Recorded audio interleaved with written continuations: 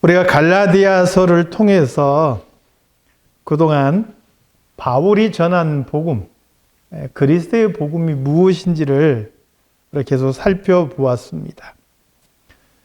그리스도의 복음의 대전제는 그것이죠. 구원은 오직 예수 그리스도를 믿음으로 말미암는다. 그 어떤 것도 없다. 이게 바로 대전제죠. 그런데 율법을 따르는 거짓 교사들이 할례도 받아야 되고 또 율법도 지켜야 된다. 이렇게 주장한 거예요.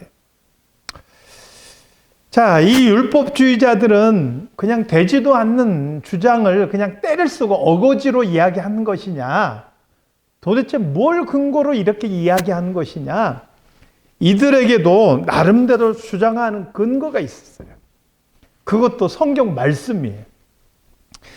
그들의 조상 중에서 가장 최고의 권위를 가지는 사람이 아브라함인데 아브라함에 대한 성경의 기록을 가지고 그 주장을 펼치는 거예요. 이들의 주장을 크게 두 가지로 한번 정리를 해보겠습니다. 첫 번째는 아브라함에게 주신 언약의 증표가 할례였다는 거예요.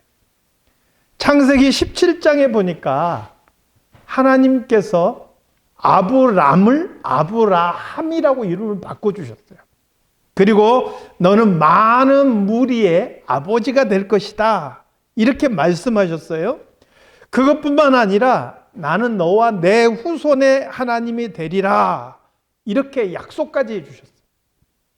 그리고 그 약속해 주신 하나님의 그 언약, 그 증표로 할례를 주셨다. 그래서 17장에 보니까 아브라함 집안의 모든 남자들이 할례를 받는 것을 보게 돼요. 그래서 이 유대인 그 거짓 교사들은 뭐라고 주장하냐면 너희들이 이 아브라함의 언약에 참여하려면 너희도 할례를 받아야 된다. 이렇게 주장한 거예요. 두 번째는 창세기 26장 4절 말씀이에요. 창세기 26장 4절 말씀 한번 같이 읽어볼까요? 자, 4절 말씀 시작.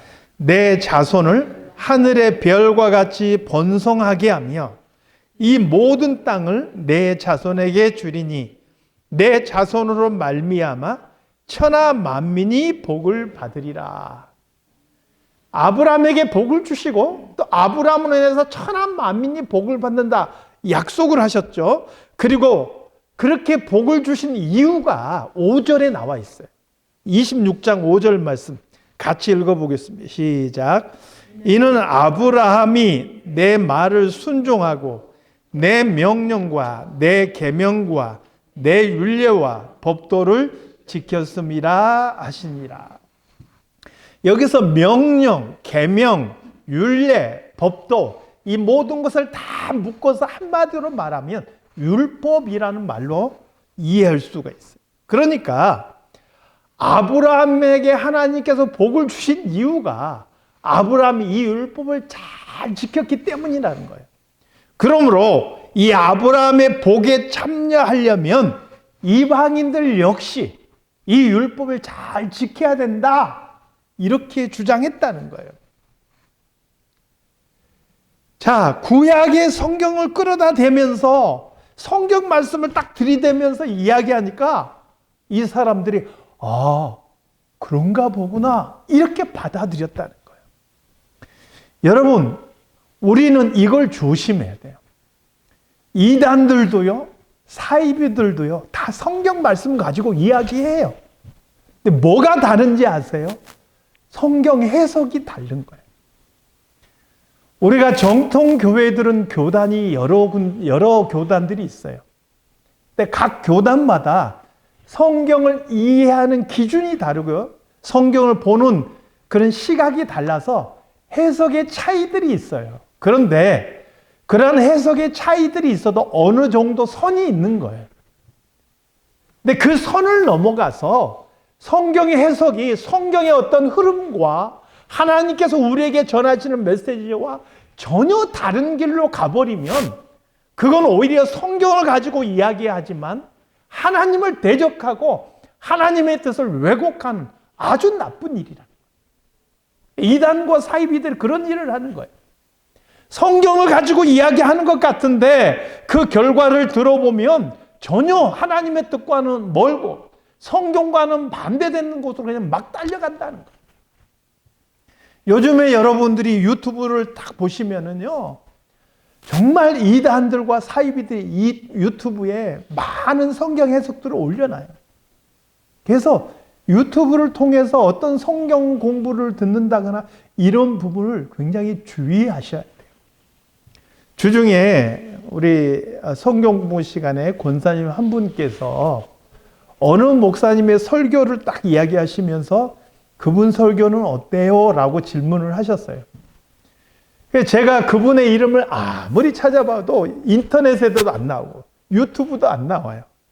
그래서 혹시 비슷한 이름이 있나 해가지고 비슷한 이름을 쳐봤는데 비슷한 이름을 친 중에 어떤 사람의 이름이 굉장히 많이 나오는 걸 봤어요. 근데 그 사람을 쭉 추적해 들어가 보니까 이분이 지금 현대 종교에서 이단으로 보고 이 사람을 집중적으로 파헤치고 있는 인물이에요. 물론 이제 우리 권사님께서 이게 알려주신 목사님은 다른 이름이었어요. 제가 비슷한 이름을 찾다 보니까 그래요. 근데 그런 사람의 어떤 그 설교가 이 유튜브에 쫙 깔려 있는 거예요.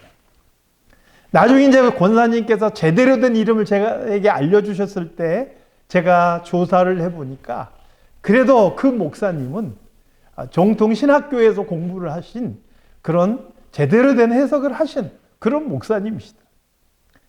그러니까 내가 모를 때는 이런 확인 과정들이 필요해요.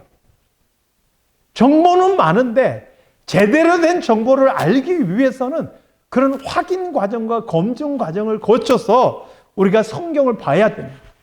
똑같이 성경을 이야기하지만 그게 다 옳은 것은 아니라는 거예요. 오늘 지금 유대인 거짓 교사들이 그들이 성경을 펼치고 성도들에게 가르치고 있는 것 같지만 그것은 전혀 성경의 해석과 다른 결과를 가져온다는 거예요. 바울이 누굽니까? 최고의 율법학자이지요. 구약의 말씀들을 예수 그리스도라는 키워드로 재해석해낸 그런 인물이 바로 바울입니다. 그래서 바울은 이 유대인 거짓 교사들의 주장에 대해서 말씀드린 그 두 가지 주장에 대해서 정면으로 반박하고 있는 거예요. 먼저 5절 말씀 한번 같이 읽겠습니다. 5절 말씀. 자, 시작. 너희에게 성령을 주시고 너희 가운데서 능력을 행하시는 이의 일이 율법의 행위에서냐 혹은 듣고 믿음에서냐. 지금 이 서신을 받고 있는 대상은 본래 유대인이 아니에요. 이방인이잖아요. 근데 이방인들이 본래 하나님도 모르고 율법도 모르던 사람들이에요. 그들이 성령을 받은 일이 율법을 지켜서 성령을 받았느냐는 거예요. 아니지 않느냐. 그들이 성령 받은 것은 예수님을 믿음으로 받은 것 아니냐. 이렇게 지금 바울은 질문하고 있는 것이죠. 이방인들은 복음을 듣고 믿기 전에는 율법이라는 걸 알지도 못했습니다. 그들이 성령 받고 하나님의 자녀로 세례 받은 것은 오직 예수 그리스도를 믿음으로요. 우리도 마찬가지잖아요. 내가 언제 율법을 알아서 성령을 받았나요? 예수님을 믿어서 우리가 성령 받고 의롭다 하심을 받는 거고, 그리고 교회 다니다 보니까 율법도 배운 거잖아요. 바울은 바로 그것을 지적하고 있는 거예요. 율법이 아니라 믿음으로 성령 받았고 믿음으로 구원받은 것이다. 이어지는 본문 6절 말씀을 읽겠습니다. 자, 시작. 아브라함이 하나님을 믿음에 그것을 그에게 의로 정하셨다 함과 같으니라. 아브라함이 할례를 받았다 그러는데 창세기 보니까 아브라함이 할례 받는 장면은요, 창세기 17장에 나와요. 그 다음에 유대인 거짓 교사들이 주장한 대로 아브라함이 율법을 지킴으로 하나님께서 복을 주셨다. 이 기록은 창세기 26장에 나와요. 그런데 할례를 받고 율법을 지킴으로 복을 받았다. 이 모든 내용 이전에 창세기 15장에 무슨 기록이 있느냐? 창세기 15장 6절에서 7절 말씀 같이 읽겠습니다. 자, 시작. 아브라함이 여호와를 믿으니 여호와께서 이를 그의 의로 여기시고 또 그에게 이르시되 나는 이 땅을 내게 주어 소유를 삼게 하려고 너를 갈대아인의 우르에서 이끌어낸 여호와니라. 아멘. 이미 아브라함이 할례 받기도 전에, 그가 율법을 지키기도 전에 하나님께서 어떻게 하셨다고요? 아브라함이 하나님을 믿으니까 그것을 그의 의로 여기셨다는 거예요. 그리고 이미 하나님께서 아브라함이 할례 받기도 전에, 율법을 지키기도 전에 이미 아브라함에게 복을 주시려고 택하셨다, 이렇게 말씀하고 있는 거죠. 아브라함이 율법을 행함으로가 아니고 할례를 받아서가 아니고 하나님을 믿음에 이것을 의로 여기셨다 하기 때문에, 여러분, 믿음 안에서는 누구나 아브라함의 자손인 거예요. 저와 여러분은 유대인이 아니잖아요. 아브라함의 후손이 아니잖아요. 그런데 믿음 안에서는 영적인 의미에서 이 믿음으로 의롭다 하심을 얻은 아브라함의 자손이 된다는 거예요. 그래서 본문 7절 말씀 함께 같이 읽겠습니다. 시작. 그런즉 믿음으로 말미암는 자들은 아브라함의 자손인 줄 알지어다. 이게 혈통으로가 아니라 믿음의 길로 우리는 아브라함의 자손인 거예요. 만약에 아브라함이 할례를 받았거나 율법을 지킴으로 의롭다 하심을 받았으면 오늘 우리도 할례 받아야죠. 오늘 우리도 율법을 지켜야죠. 그래야만 의롭다 하심을 받았을 거예요. 그런데 그게 아니라는 거예요. 아브라함이 믿음으로 의롭다 하심을 받았기 때문에 오늘 저와 여러분도 단지 예수 그리스도의 이름을 믿기만 했는데 하나님께서 그것을 우리의 의로 여기셨다는 거예요.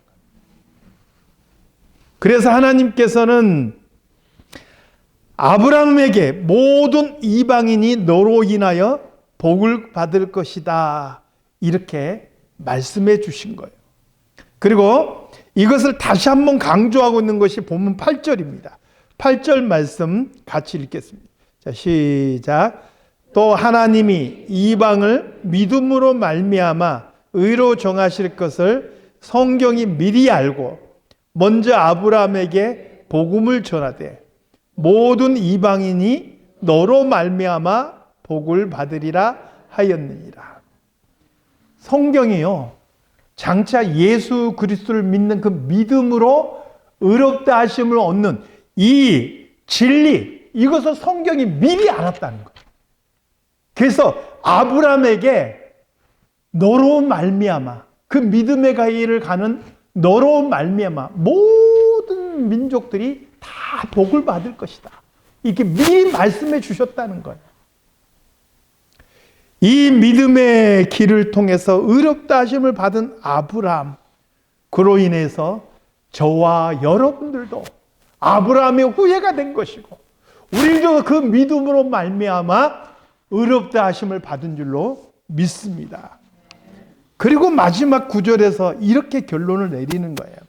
저도 이 말씀으로 결론을 내리고 싶은데요. 9절 말씀, 자 시작. 그러므로 믿음으로 말미암은 자는 믿음이 있는 아브라함과 함께 복을 받느니라. 하나님께서 아브라함에게 주신 복이 무엇입니까? 너와 내 후손이 복을 받을 것이고 너로 인해서 많은 민족이 복을 받을 것이다, 이 약속이잖아요. 우리도 아브라함으로 인하여서 이 같은 복을 함께 받을 것이다. 나를 통해서 나와 내 후손뿐만 아니라 주변의 많은 사람들이 함께 복을 누린다는 거예요. 이게 복의 통로가 된다는 거예요. 사랑하는 성도 여러분, 이 믿음의 길을 걷는 우리들을 통하여서 내가 복의 통로가 돼서 우리의 가정과 우리의 자녀들이 이 아름다운 복을 받아 누릴 수 있기를 소망합니다. 오늘 이 자리에 있는 여러분을 통하여서 여러분들과 만나는 사람들이, 우리의 주변의 사람들이 나로 인하여서 함께 복을 누릴 수 있기를 바랍니다. 내가 일하는 일터 속에서 그 직장이 바로 나를 통해서 내가 복의 통로가 돼서 나 때문에 함께 복을 누리는 귀한 역사가 있기를 소망합니다.